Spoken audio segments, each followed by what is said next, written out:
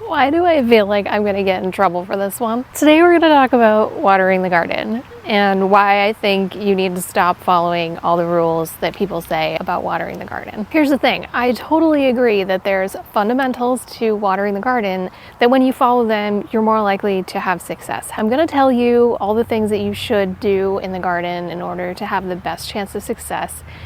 But I'm also going to show you all the ways that I'm breaking all of those rules and things have been perfectly fine. I feel like it trips like so many people up, like they get really in their head about when to water, how much to water. And it's just like, it doesn't need to be that complicated, because if you think about it, like we talk about all the time, like don't let the leaves of your plants get wet. Well, what's happening when it rains? Like, you can't control for that, and somehow nature's been okay this whole time. So yes, there are things that you can do to make your garden a little bit happier when you're growing and watering your plants, but take every rule with a grain of salt, because that's what's so beautiful about gardening. There's so many different ways to do it successfully. If you're watching this channel, I think there's a pretty good chance you're already into gardening. And I think most of us probably already know why water in the garden is important. It's probably one of the biggest factors that can dictate how well your plants do besides soil health. So we're going to talk about watering in ground, watering raised beds, watering container gardens, which is especially tricky, and watering inside of a greenhouse, along with some humidity stuff that goes into greenhouse gardening. So actually, let's pop into the Hometown Structures greenhouse first, and I'll kind of give you a rundown on the watering setup that we have going on in there. So when we're talking about water in a greenhouse, first we need to kind of define if the greenhouse is wet or dry. So this I'm kind of calling a dry greenhouse, right? Because it has a floor. And Hometown Structures also makes greenhouses that just sit directly on the ground, and you can plant directly in the ground, which works really well for a lot of people for different reasons. For me, and accessibility, and the fact that I wanted to utilize this space to do not just gardening, but other types of work in here related to my content creation, it was really important that I did have a floor in here. And Hometown Structures will do it so that you can actually have just this plywood subfloor, which is what I did, or they'll install like a laminate vinyl floor for you that's waterproof. The subfloor is pressure treated, so if it gets wet, it kind of like gets wavy, and then once it dries out, it flattens back down. And I did paint it with a paint that is an exterior floor paint, so it's okay if it does get a little bit wet.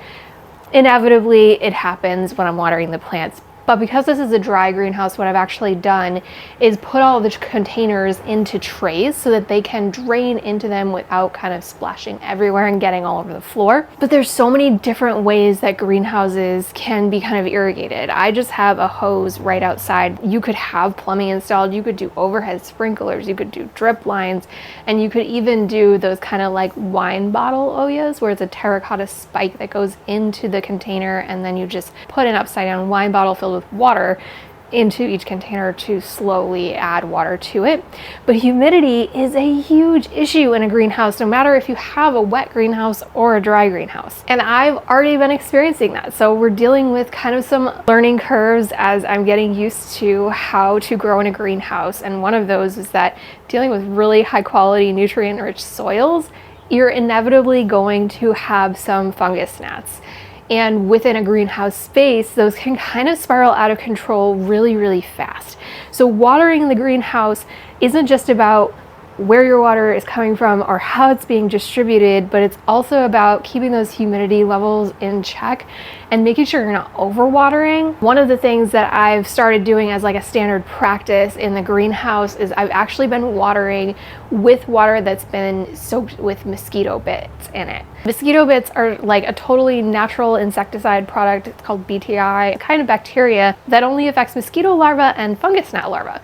So you can actually use it to water your containers inside of a greenhouse to stop that cycle, because what happens is the fungus gnats, like people will tell you that they're pretty much harmless, and they are, but when plants are first starting out, the larva is actually feeding on the roots. So if they're in a more delicate state, it can hinder the growth of your plants in your greenhouse. So it's really important to get ahead of that.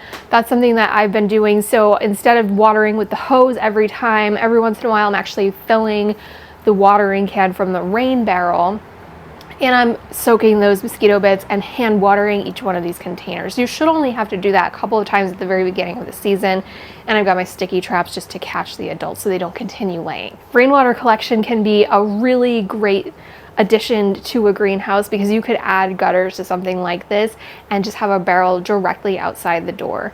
A sink inside is another great thing. So eventually my dream is to do built-ins on this wall with a built-in sink.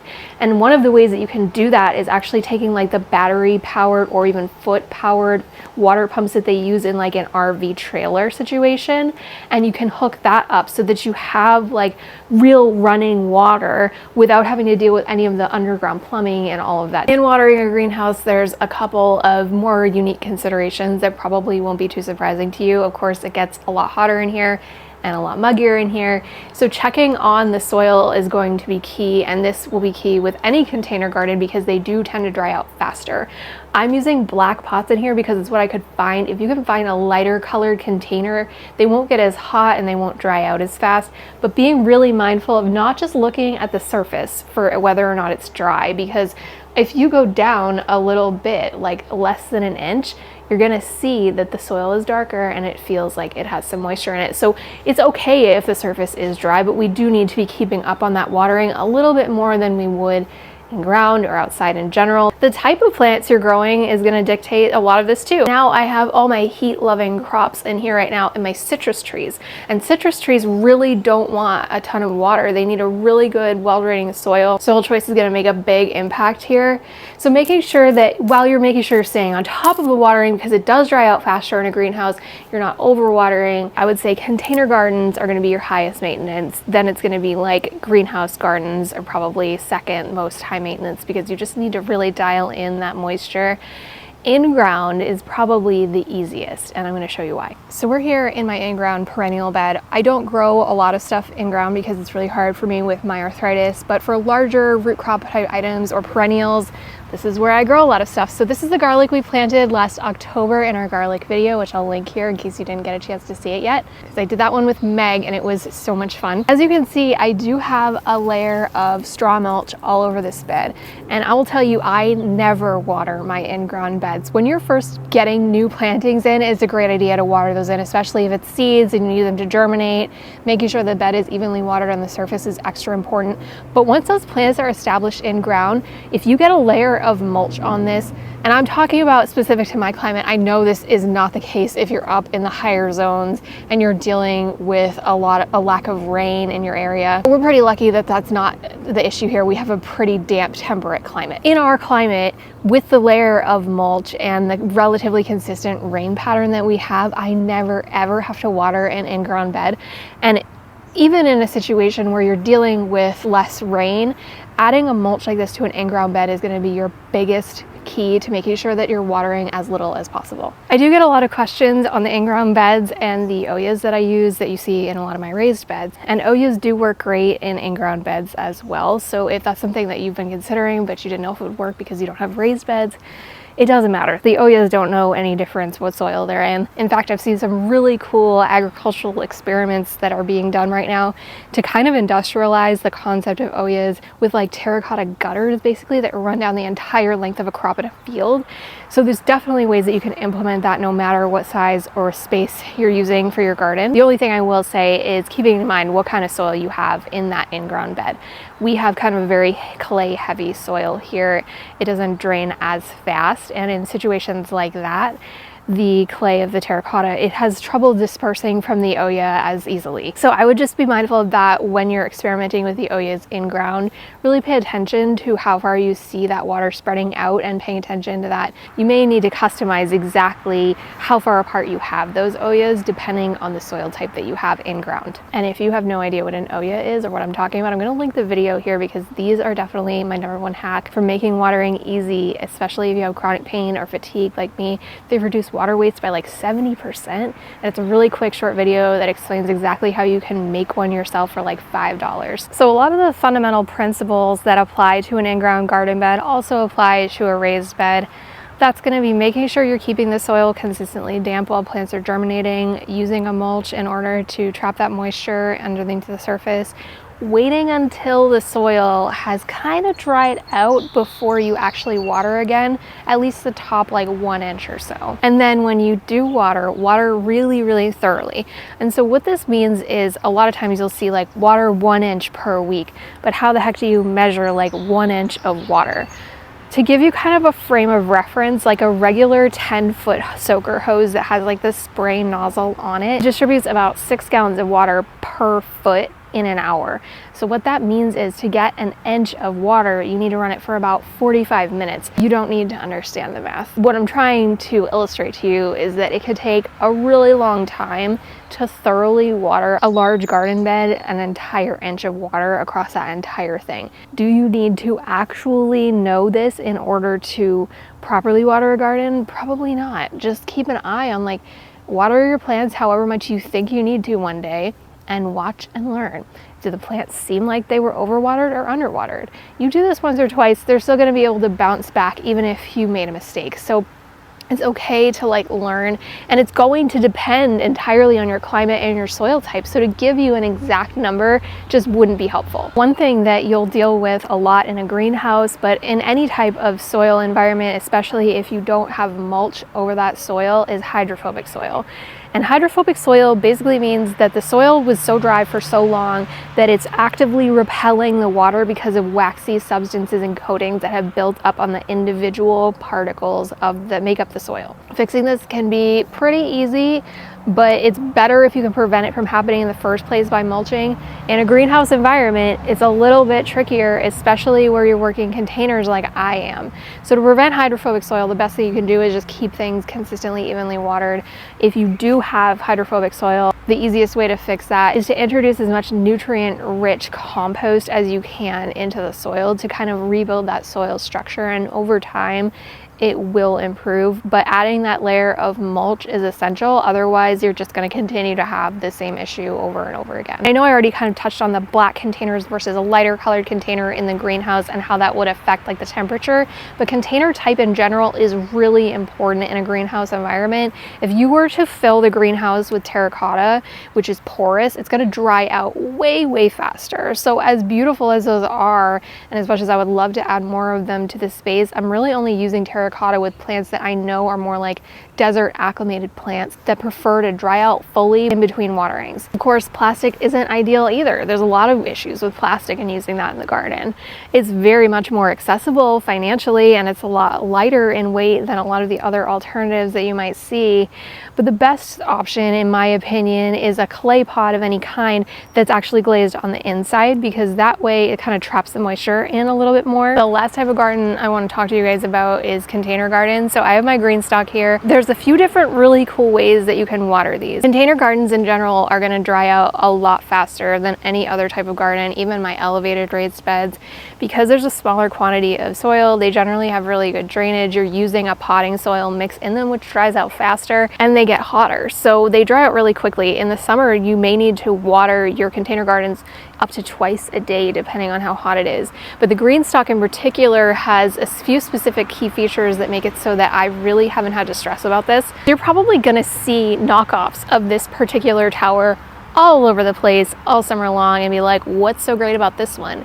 But the difference is that, first of all, this has a patented system inside of it that actually makes it so that it drains much more evenly. Each level has its own kind of water reservoir disc with tiny holes in it, and it allows the water to sort of drip through at a really slow pace after you fill the top container.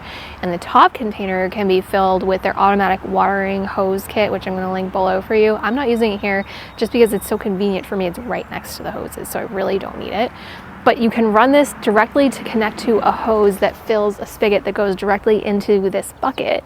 And you can add like a Bluetooth timer to that so that it automatically runs for 60 seconds every day, once a day or twice a day, fills that reservoir up and trickles that water down. But the issue that people run into with these types of vertical planters is the water gets entered in at the top, and by the time it gets to the bottom, there's nothing left. And so the bottom layers get watered way less. Because of the way that this one is designed, every layer gets the same amount of water no matter what. I absolutely love that there's so many different ways that you can water your garden, but I have to tell you, I actually hate watering.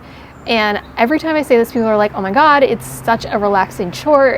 I look forward to it every single day. It's just my time to kind of be in the garden. When I want to be in the garden, I don't want to be doing things. And watering was taking me such a long time. And a lot of it was like very heavy lifting. Coiling hoses hurts my back. So I've found a few key things that have ended up making it a lot easier for me and a lot more accessible for me that I think have been key to keeping watering from being like a task that I dread in the garden. And they're absolutely not essential in order to water your garden. But using the Thirsty Earth OYO system that actually runs off of rainwater has made it so that these particular beds are totally hands-off. And they've allowed me to really just stop thinking about it, which has been incredible. I fill the bucket once a week and that's it. It runs itself. And it's better than drip irrigation. I know it looks a lot like drip irrigation because there's those tubes running along the surface, but the tubes are just connecting the underground reservoirs. It actually uses about 70% less water than like a drip irrigation system because the drip is on the surface. You're losing a lot to surface evaporation, whereas all of this water is underneath the ground. So it already is protected from the sun and evaporation that way. Another thing that has made watering with a hose a lot easier, which I tend to have to do more early in the season when I'm surface watering for seed germination, for example, is getting a retractable hose. I don't have a specific brand recommendation for this one. There's one that's a very big name brand that most of the gardeners recommend, and I do think that that's probably the best option out there. I will say that it's very pricey and I have had some issues with it retracting correctly in the past. These issues seem to be present in every single brand, unfortunately. Anytime you can be collecting rainwater, I don't think it necessarily makes watering easier, but it does make it more rewarding in my opinion. I just threw it under my gutter. I didn't do any of the fancy secondary flush thing on the gutter. Like, I just can't make myself care about it that much. Like, people are very concerned about toxic runoff from roofs, and I did a lot of research on this, and from what I can find, it's very, very minimal. I mean, we have to think like rainwater is, unfortunately, it's polluted regardless of where it's coming from, and it's falling out of the sky directly onto our plants as it is. My understanding is if you're really concerned about that, or like the bird poop getting into the water, you can add a couple tablespoons of bleach per 55-gallon barrel, allow it to sit for a little while in order to sanitize that water before you use it. And also, which is just best practice anyway, you can make sure you're watering the base of the plants, not splashing that water directly onto the part of the plants that you're going to eat, or the leafy parts. So basically, I think there's a million really cool ways to water your garden, and there's very few ways that you can do it so poorly that you actually ruin your plants. But let me know what your favorite way to water your garden is down below. Thank you so much for gardening with me, and happy growing.